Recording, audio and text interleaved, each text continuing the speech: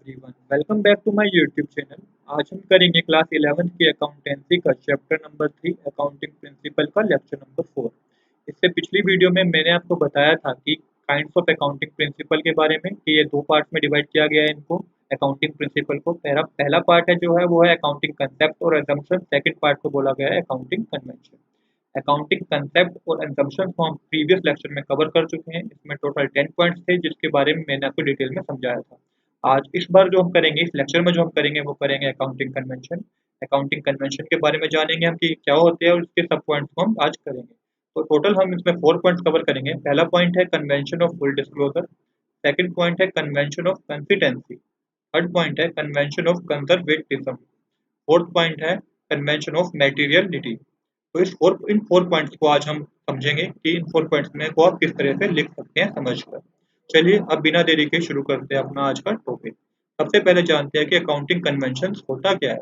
Accounting conventions are guidelines used to help company determine how to record business transaction not yet fully covered by accounting standard. कहा गया कि ना अभी भी कुछ ट्रांजैक्शन रह गई थी, कुछ कंसेप्ट ऐसे रह गए थे जिसको अकाउंटिंग स्टैंडर्ड में फुली बताया नहीं गया। तो उसके लिए ही अकाउंटिंग कन्वेंशन को लाया गया। इसमें क्या बताया जाता है, इसमें एक तरह की गाइडलाइंस दी गई जाती है कि किस तरीके से जो रिमेनिंग ट्रांजैक्शन है जिनके बारे में बताया नहीं गया उसको रिकॉर्ड, किस तरह से उसको बिजनेस ट्रांजैक्शन को रिकॉर्ड किया जाए अपनी बुक्स में। इसके बाद कहा गया है कि major convention are used in preparing of final account also. कहा गया कि इन कन्वेंशन को ना फाइनल अकाउंट बनाने के लिए भी यूज किया जाता है। फाइनल अकाउंट से मेरा मतलब है trading account, profit and loss account and balance sheet. ये तीन हमारे फाइनल अकाउंट के टॉपिक हैं। इन तीन अकाउंट को बनाने के लिए भी अकाउंटिंग कन्वेंशन का यूज किया जाता है। इसके बाद कहा गया है कि वही बात की इनको 4 पार्ट्स में डिवाइड किया गया है जो मैं आपको बता चुका हूँ। कंजर्वेटिज्म, कंसिस्टेंसी, फुल डिस्क्लोजर और मैटेरियलिटी। इन 4 पॉइंट्स में इसको बांटा गया है। 4 कंसेप्ट है इसके। इन्हीं 4 कंसेप्ट को हम पढ़ेंगे। सबसे पहले आता है कन्वेंशन ऑफ फुल डिस्क्लोजर। इसमें क्या कहा गया है? This convention requires that accounting statements should be honestly prepared and all significant information should be disclosed therein. That is, while making accountancy report, care should be taken to disclose all material information. वही कहा गया है कि हमें जब भी accounting की statement बनानी है ना तो एकदम ऑनेस्ट तरीके से बनानी है। उसमें कोई भी हमें ऐसी ट्रांजैक्शन नहीं दिखानी है जो कि हुई हो और हमने शो ना करी हो। मतलब अगर हमने यार कई बार बिजनेस में, क्योंकि बिजनेस में क्या होता है जब बिजनेस रनिंग पे आता है तो बहुत हाई हाई अमाउंट की ट्रांजैक्शन होती है। तो टैक्स से बचने के लिए बिजनेस क्या करता है, कई बार कंपनियां बिजनेस उसको हाइड कर लेती हैं, जो कि बहुत गलत चीज़ है। ऐसा हमें बिल्कुल नहीं करना। हमें जो भी ट्रांजैक्शन हुई है बिजनेस की हमें वही शो करनी है अपने अकाउंट की बुक में। दूसरी बात जो इसमें कही गई है वो कही गई है in other words there should be sufficient disclosure of information which is material information to the user of financial statement such as proprietor, creditor, investor and others. ये कहा गया कि अकाउंटिंग स्टेटमेंट हमें एक मटेरियल इंफॉर्मेशन प्रोवाइड करते हैं कि business को कितना लॉस हुआ, कितना प्रॉफिट हुआ, लॉस हुआ तो उसका रीजन क्या है। इस तरह की इंफॉर्मेशन हमें अकाउंटिंग से पता चल जाती है, स्टेटमेंट से पता चल जाती है। दूसरी बात यहाँ पे ये समझने वाली है कि हमें मटेरियल इन्फॉर्मेशन ही अपने यूज़र तक पहुँचानी है। हमें इस तरह की इन्फॉर्मेशन बिल्कुल नहीं पहुँचानी है कि हमारे बिज़नेस में मैनेजर्स की लड़ाई हो गई। तो इस तरह की इन्फॉर्मेशन क्योंकि ये यूज़लेस है। जिन्होंने अपने हमारे बिज़नेस में इन्वेस्ट किया है, उनके लिए कोई यूज़फुल नहीं है कि आपके बिज़नेस में 2 मैनेजर की ल लड़ाई होगी, उनको इनसे मतलब ही नहीं है। उनको मतलब है क्या प्रॉफिट हुआ है, कितनी सेल हुई है, कितनी परचेज़ हुई है, कितना एक्सपेंस है। इन तरीके के इन चीज़ों से वेरियस पार्टिकल को मतलब होता है, बाकी और किसी चीज़ से उनका कोई मतलब नहीं है। चलिए अब करते हैं अपना अगला कंसेप्ट जो कि है अकाउंटिंग ऑफ कंसिस्टेंसी। इसको समझते हैं। This consistency states that accounting principle and method should remain consist from one year to another. कहा गया है कि अकाउंटिंग प्रिंसिपल ना कंसिस्ट होने चाहिए। मतलब अगर हमने पिछले साल कोई मेथड यूज किया तो सेम मेथड को ही हमें अपने अगले ईयर में भी यूज करना है, अकाउंटिंग पीरियड में यूज करना है। This principle should not be change from year two year. कोई चेंज नहीं होना चाहिए इसमें अकाउंटिंग प्रिंसिपल में year two year.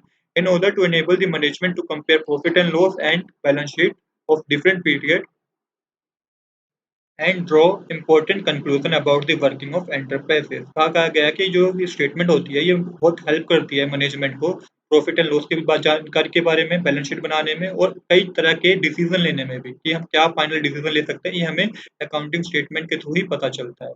If firm adopt different principle in two accounting period, the profit of current period cannot be compared with the profit of previous year। इसमें कहा गया है अगर कोई फर्म दो अकाउंटिंग पीरियड में दो डिफरेंट अकाउंटिंग प्रिंसिपल यूज कर लेती है तो कभी भी वो कंपैरिजन नहीं कर पाएगी कि प्रीवियस ईयर से कितना कम प्रॉफिट हुआ था और इस ईयर उसे कितना प्रॉफिट हुआ। तो अगर आप कंपैरिजन करेंगे, बिजनेस कंपैरिजन करेगा तो कैसे कर पाएगा, क्योंकि प्रीवियस ईयर जो अकाउंटिंग हुई है वो डिफरेंट मेथड से हुई है, इस ईयर जो अकाउंटिंग कर रहे हैं वो डिफरेंट मेथड से कर रहे हैं। तो इस तरह से कंपैरिजन करेंगे भाई कि इतना प्रॉफिट हुआ है, हमें कितना लॉस हुआ है, कोई कंपैरिजन हो ही नहीं पाएगा। इसका एग्जाम्पल समझिए। तो इसका एग्जाम्पल है वो रिलेटेड है डेप्रिसिएशन से। क्या होता है कि हमारे को ना एसेट पे डेप्रिसिएशन लगाना होता है, उसके बाद हमें वो अकाउंट्स की बुक में टाइम टू टाइम मेंशन करना होता है। अब ऐसा हुआ कि 2 मेथड होता है डेप्रिसिएशन कैलकुलेट करने के। ये आपका चैप्टर भी है क्लास 11th में, डेप्रिसिएशन। तो 2 मेथड है डेप्रिसिएशन कैलकुलेट करने के, एक स्ट्रेट लाइन मेथड और एक रिटर्न डाउन मेथड। अगर कोई फर्म पहले ईयर प्रीवियस ईयर में उसने स्ट्रेट लाइन मेथड यूज़ कर लिया और अपने करंट ईयर में रिटर्न डाउन मेथड यूज़ कर लिया, तो हमारा दोनों का प्रॉफिट अलग-अलग आएगा। अलग-अलग आने का सेंस कोई कंपैरिजन नहीं हुआ, क्योंकि मेथड दोनों अलग है। हमने different different method previous year different method use करके प्रॉफिट निकला, इस मेथड डिफरेंट मेथड करके प्रॉफिट निकला, तो कंपैरिजन तो एकदम ही खत्म हो जाए, कोई कंपैरिजन बनेगा ही नहीं। तो यही बताया गया कि हमें एकदम कंसिस्टेंट रहना है, जो अकाउंटिंग पीरियड हमने पिछले साल यूज़ किया उसी अकाउंटिंग पीरियड को हमें इस साल यूज़ करना है। तो आई होप आपको सेकंड पॉइंट समझ में आया होगा। थर्ड पॉइंट कहा गया है कन्वेंशन ऑफ कंजर्वेटिव। इसमें क्या कहा गया है? According to this convention, all anticipated losses should be recorded in the book of accounts, but all anticipated or unrealized gains should be ignored. कहा गया है कि जो लॉसेस होंगे ना बिजनेस में, वो तो हम अकाउंट्स की बुक में दिखाएंगे, बट कोई कुछ अनरियलाइज्ड गेन हो जाते हैं कई बार बिजनेस में, जिसको हम इग्नोर करेंगे, उसको हम अकाउंटिंग बुक्स में नहीं दिखाएंगे। इसके आगे कहा गया है this policy tends to understand rather than overstate net asset and net income and therefore leads company to play safe. इसमें ये बताया गया ऐसा करने से हमें नेट एसेट और नेट इनकम का पता चलता है, जिससे कंपनी जो भी बिजनेस है, जो कोई भी कंपनी है, वो एकदम प्ले जो सेफ होती है, ऐसा कोई उनको खतरा नहीं होता है। इसके बाद करते हैं अगला पॉइंट। इसमें कहा गया है, इसमें और भी कुछ चीज बताई गई है। इसमें बताया गया in accounting it state that whether when choosing between two solutions, the one that will be least likely to overstate asset and income should be selected. इसमें ये बताया गया है कि इस पॉइंट में ये कहा गया है कि अगर बिजनेस के पास अकाउंटिंग करने के कोई 2 मेथड हैं या कोई कोई 2 ऐसे तरीके हैं उनके पास, तो उनको वो तरीका एक्सेप्ट करना चाहिए, वो तरीका लेना एक्सेप्ट करना चाहिए, इसमें उनकी कॉस्ट भी कम लगे और उनको प्रॉफिट भी हाई हो जाए। तो वो तरीका अकाउंटेंट को चूज़ करना चाहिए। Essentially expected loss are losses but expected gain are not gain. यहाँ पे वही बात कही गई है कि जो एक्सपेक्टेड लॉसेस है उसको तो बुक में दिखा दो, बट एक्सपेक्टेड गेन्स को गेन मतलब उसको बुक में नहीं दिखाना। आइए अब करते हैं अपना लास्ट पॉइंट, जो कि है कन्वेंशन ऑफ मैटेरियलिटी। इसमें क्या कहा गया है the materiality convention enable the user to ignore all such event और item that are not relevant और मटेरियल। कहा गया है कि उस सब चीज़ों को इग्नोर करो अकाउंटिंग में जो कि बिजनेस के लिए इर्रिलेवेंट है और मटेरियलफुल नहीं है। इसके बाद कहा गया है most company publish their financial statement in round figure and do not include पैसे। सच ओमिशन इज इररिलेवेंट और immaterial when figure are in crore और लाख। बिल्कुल सही बात है। जो बड़ी-बड़ी कंपनियाँ होती हैं ना, जो बड़े-बड़े बिज़नेस होते हैं, तो जभी भी वो अपने पर ईयर डिस्क्लोज़ करते हैं प्रॉफिट, तो कभी भी इस तरह से शो नहीं करते हैं कि उन्हें 7 करोड़, 22 लाख, 95,000, 50 मीन्स 50 पैसे का प्रॉफिट हुआ है। वो पूरा है का पूरा एक एप्रोक्स में अमाउंट बता देते हैं कि उन्हें 7 करोड़ 50 लाख का प्रॉफिट हुआ है इस साल, ऐसा करके वो पूरा अपना अमाउंट को बता देते हैं।